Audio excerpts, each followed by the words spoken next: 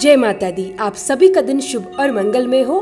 गुप्त नवरात्रि के सभी पावन दिनों में हमारे चैनल पर कथाएं सुनने और सभी वीडियो को अपना प्यार देने के लिए आप सभी का हृदय से बहुत बहुत आभार। माता रानी आप सभी की मनोकामना पूर्ण करे, आप सभी को लंबी आयु दे और आपके जीवन में सुख शांति और समृद्धि का आशीर्वाद बनाए रखे। आज आषाढ़ गुप्त नवरात्रि का 10वां दिन है और साथ ही नवरात्रि के व्रतों का समापन भी हो रहा है। आज के इस पावन दिन पर 10वीं महाविद्या माँ कमला देवी की पूजा और आराधना की जाती है।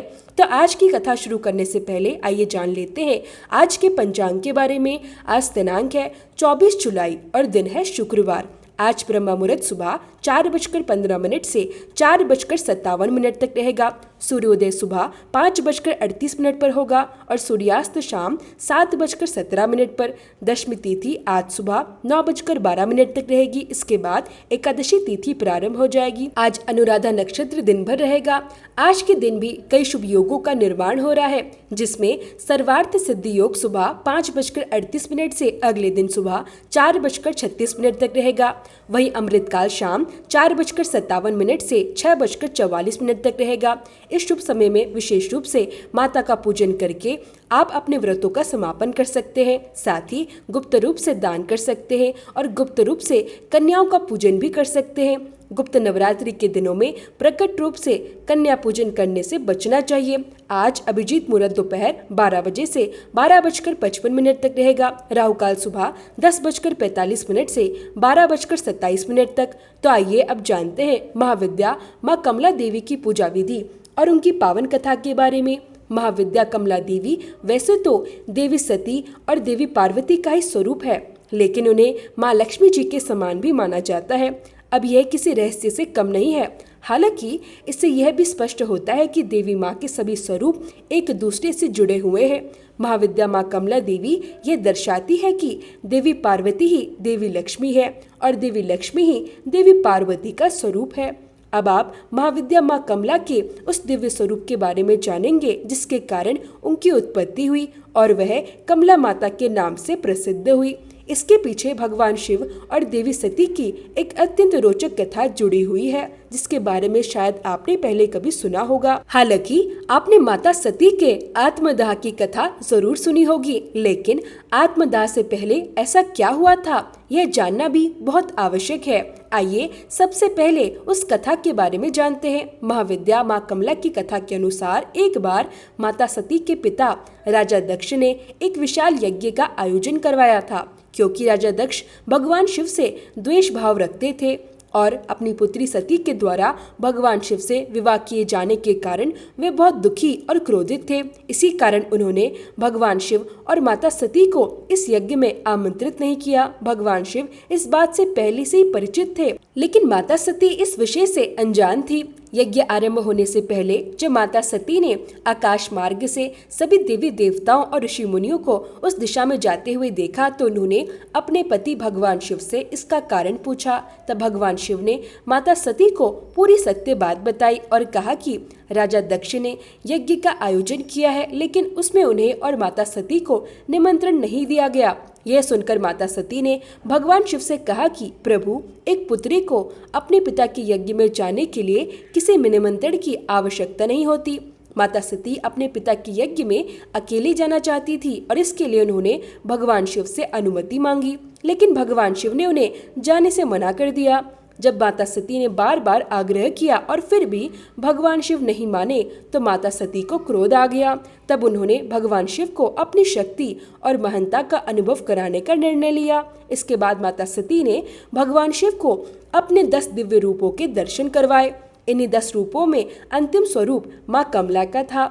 माता रानी के यही 10 दिव्य स्वरूप आगे चलकर 10 महाविद्याओं के नाम से प्रसिद्ध हुए। इन 10 महाविद्याओं में क्रमशः महाविद्या काली, तारा, षोडशी, भुवनेश्वरी, भैरवी, छिन्नमस्ता, धूमावती, बगलामुखी, मातंगी और कमला देवी आती है। कमला शब्द का अर्थ होता है कमल का पुष्प। माँ सती का यह दिव्य स्वरूप कमल के आसन पर विराजमान है। साथ ही माता रानी जिस सरोवर में विराजमान है वहाँ चारों ओर कमल के सुंदर पुष्प खिले हुए हैं। माता रानी ने अपने हाथों में भी कमल के पुष्प धारण किए हुए हैं, इसी कारण उनका नाम कमला देवी पड़ा। देवी लक्ष्मी को भी कमल पुष्प अत्यंत प्रिय होते हैं और उनकी पूजा में भी कमल पुष्प विशेष रूप से अर्पित किए जाते हैं। इसी कारण महाविद्या कमला देवी के इस स्वरूप को देवी लक्ष्मी के समान ही माना जाता है। माँ कमला का स्वरूप अत्यंत मनमोहक और मन को शांति प्रदान करने वाला है। माता का दिव्य वर्ण सुनहरे रंग का है, जिसमें से अद्भुत तेज और दिव्य प्रकाश निकलता हुआ दिखाई देता है। उन्होंने लाल रंग के सुंदर वस्त्र धारण किए हुए हैं और अनेक प्रकार के स्वर्ण आभूषणों से वे सुसज्जित हैं। माता रानी ने अपने मस्तक पर सुंदर मुकुट धारण किया हुआ है और उनके केश खुले हुए हैं। भगवान शिव की तरह ही माता कमला के भी 3 नेत्र हैं। वे एक सुंदर सरोवर में खिले हुए कमल पुष्प पर विराजमान हैं। जिस सरोवर में माता रानी विराजमान है, वहाँ उनकी चारों ओर अनेक कमल के पुष्प खिले हुए हैं, जो उनकी दिव्यता और सुंदरता को और भी बढ़ाते हैं। माता रानी की 4 भुजाएं हैं। उनकी 2 भुजाएं में उन्होंने कमल के सुंदर पुष्प धारण किए हुए हैं और उनकी अन्य 2 भुजाएं भक्तों को वरदान देने वाली वर मुद्रा और भय को दूर करने वाली अभय मुद्रा में है। माता रानी के दोनों ओर 4 हाथी विराजमान हैं, जो अपनी सूंड से जल लेकर माता का अभिषेक कर रहे हैं। माँ कमला का यह दिव्य स्वरूप अपने भक्तों पर सदैव कृपा बरसाने वाला और उनकी सभी इच्छाओं को पूर्ण करने वाला माना जाता है। माँ कमला देवी की पूजा का विशेष मंत्र है ओम ह्रीम अष्ट महालक्ष्मी नमः। अब जानते हैं कि गुप्त नवरात्रि के अंतिम दिन महाविद्या कमला देवी की पूजा किस विधि विधान से करनी चाहिए और किस प्रकार से नवरात्रि व्रतों का समापन करना चाहिए। महाविद्या कमला देवी की पूजा करने के बाद गुप्त रूप से कन्याओं को दान देना चाहिए या गुप्त रूप से कन्या भोज करवाना चाहिए। कन्याओं की आयु 9 वर्ष से कम होनी चाहिए। महाविद्या कमला देवी की पूजा करने के लिए सबसे पहले सुबह स्नान आदि से निवृत्त होकर पूजा की तैयारी करनी चाहिए। इसके बाद एक लकड़ी की चौकी के ऊपर लाल रंग का वस्त्र बिछाएं और उसके ऊपर तांबे की प्लेट में एक कमल का पुष्प या गुलाब का पुष्प स्थापित करें। अब इस पुष्प के बीच में सिद्ध एवं प्राण प्रतिष्ठा युक्त कमला यंत्र की स्थापना करें। कमला यंत्र के दाईं ओर भगवान शिव और अपने गुरु जी के चित्र की स्थापना करें। कमला यंत्र के सामने शुद्ध घी का दीपक प्रज्वलित करें। इसके बाद विधि विधान से यंत्र का पूजन करें और मंत्रों का जाप करें। महाविद्या कमला देवी की पूजा का मंत्र है ओम श्रीं ह्रीं कमले कमलाय प्रसिद्ध प्रसिद्ध श्रीं ह्रीं महालक्ष्मी नमः। इसके अलावा पंचाक्षरी मंत्र है श्रीं क्लीं श्रीं नमः। इस मंत्र का भी अपनी क्षमता और श्रद्धा के अनुसार जाप किया जाता है।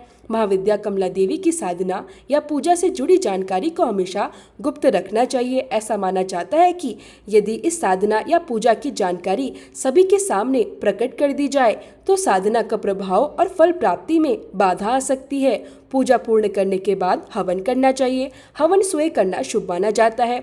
हवन के लिए कमलगट्टे, लाल पुष्प, शुद्ध घी और हवन सामग्री को एक साथ मिलाकर रखें। इसके बाद इन सभी सामग्रियों से हवन कुंड में विधि अनुसार आहुति देनी चाहिए। आहुति देते समय सभी 10 महाविद्याओं को एक बार फिर से स्मरण करना चाहिए। साथ ही नवदुर्गा के सभी 9 स्वरूपों का भी ध्यान करना चाहिए और इनके मंत्रों का जाप करना चाहिए। गुप्त नवरात्रि में कन्या भोज करने के लिए घर पर कन्याओं को आमंत्रित करने के बजाय आप अपने आसपास के मंदिरों में या आसपास के स्थानों पर जाकर कन्याओं को भोग प्रसाद अर्पित कर सकते हैं, उन्हें दक्षिणा दे सकते हैं और अपनी श्रद्धा अनुसार उपहार भी प्रदान कर सकते हैं। यदि आपके घर में कोई छोटी कन्या है तो आप घर पर भी उनकी पूजा कर सकते हैं, लेकिन ध्यान रखें कि कन्या पूजन भी गुप्त रूप से ही करना चाहिए। यदि आपकी व्रत या कन्या पूजन की जानकारी दूसरों तक पहुंच जाती है तो ऐसा माना जाता है कि गुप्त नवरात्रि के व्रत और पूजा का पूर्ण फल प्राप्त होने में कमी आ सकती है। इसके बाद व्रत का पारण करना चाहिए। आपने जो भी भोग प्रसाद जैसे हलवा, पूरी, खीर आदि महाविद्याओं को अर्पित किया है उसी को प्रसाद रूप में ग्रहण करना चाहिए। कलश विसर्जन या अन्य पूजन सामग्री का विसर्जन अगले दिन सुबह सूर्योदय के बाद करना शुभ माना जाता है। जिन लोगों के यहाँ ऐसा करने की परंपरा नहीं है वे दशमी तिथि यानी 10 महाविद्याओं का पूजन करने के बाद भी शाम को सूर्यास्त से पहले विसर्जन कर सकते हैं। हालांकि 10 दिनों तक 10 महाविद्याओं की सुबह और शाम पूजा करने के बाद विसर्जन करना अधिक शुभ माना जाता है। पूजा सामग्री या कलश का विसर्जन उसी प्रकार किया जाता है जैसे आप प्रकट नवरात्रि में करते हैं। जैसे आप प्रकट नवरात्रि में पूजा सामग्री का विसर्जन करते हैं, उसी प्रकार से गुप्त नवरात्रि में भी विसर्जन की विधि पूरी करनी चाहिए। जो भी पुष्प आदि है, अक्षत है, उनका विसर्जन आप बहते हुए जल में कर सकते हैं। माता रानी को आपने जो भी चुनरी या कलावा अर्पित किया हुआ है उसे आप अपने घर के मुख्य द्वार पर रख सकते हैं या फिर अपने घर की तिजोरी में सुरक्षित रख सकते हैं। कलावे को आप अपने हाथ में बांध सकते हैं या परिवार के अन्य सदस्यों के हाथ में भी बांध सकते हैं। कलश के अंदर जो जल स्थापित किया गया है उसका विसर्जन आप किसी पौधे में कर सकते हैं, लेकिन उससे पहले उस पवित्र जल का छिड़काव अपने पूरे घर में करना चाहिए। घर के मुख्य द्वार पर घर के सभी कोनों में उस जल का जरूर छिड़काव करें। इसके बाद उस पवित्र कलश जल को अपनी आंखों और माथे से स्पर्श कराना चाहिए। कलश के अंदर जो भी एक सिक्का आपने रखा है उसे आप अपने घर की तिजोरी में रख सकते हैं। आप चाहे तो उसे अपने मंदिर में भी स्थापित कर सकते हैं। बाकी बची हुई सभी पूजा सामग्री का विसर्जन आपको बहते हुए जल में कर देना चाहिए। यदि बहते हुए जल की व्यवस्था उपलब्ध नहीं है तो आप पीपल के पेड़ के नीचे एक छोटा सा गड्ढा खोदकर भी उस सामग्री को विधि अनुसार दबा सकते हैं।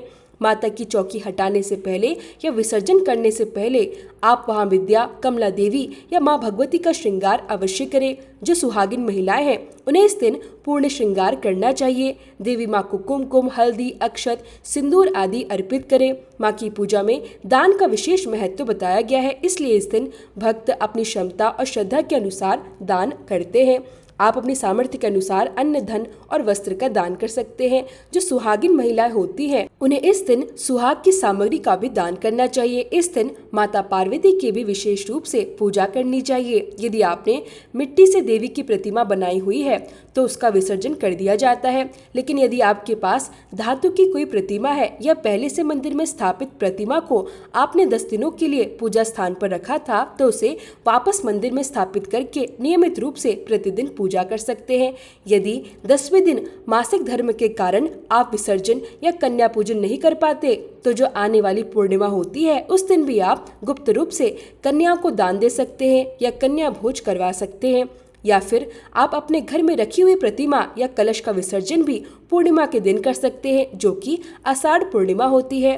जब भी 10वें दिन या जो भी नवरात्रि का अंतिम दिन होता है उस दिन जो माताएं और बहनें स्वयं पूजा करने में समर्थ नहीं होती हैं उन्हें आने वाली पूर्णिमा के दिन ही विसर्जन या कन्या पूजन करना चाहिए। नवरात्रि के सबसे अंतिम दिन सच्चे मन से हाथ जोड़कर मां भगवती के सभी 9 स्वरूपों और 10 महाविद्याओं को प्रणाम करना चाहिए।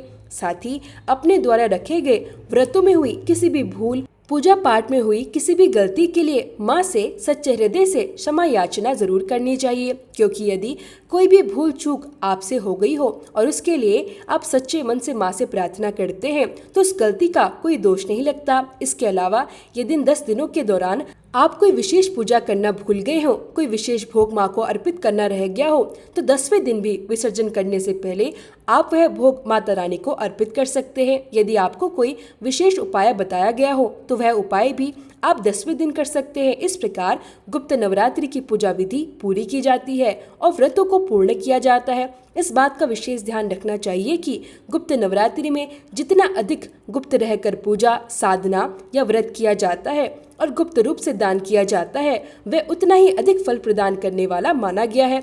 हमारे चैनल पर लगातार 10 महाविद्याओं की पूजा विधि और कथा की वीडियो देखने के लिए आप सभी का बहुत बहुत आभार। माता रानी आप सभी के व्रत को स्वीकार करे और आप सभी की मनोकामनाओं को पूर्ण करे।